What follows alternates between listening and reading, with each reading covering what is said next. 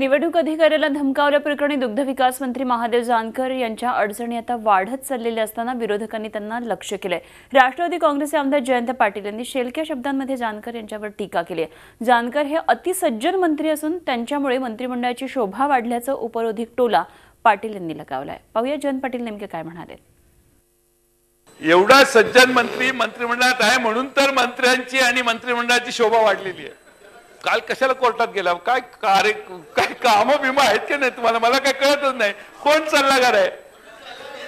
निवडणूक आयोगाने बोंब केली, निवडणूक आयोगाने बिलावर म्हणजे मंत्र्यांच्यावर, निवडणूक आयोगाने केल्यावर कोर्टात जाऊन परत दुसरा ऑर्डर आपल्या विरोधात घ्यायची। कसं जानकर साहेब कशासाठी?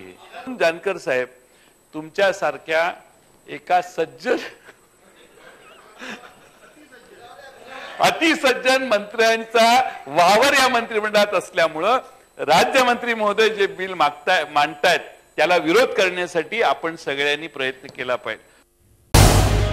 झी 24 तास रहा एक पाऊल पुढे।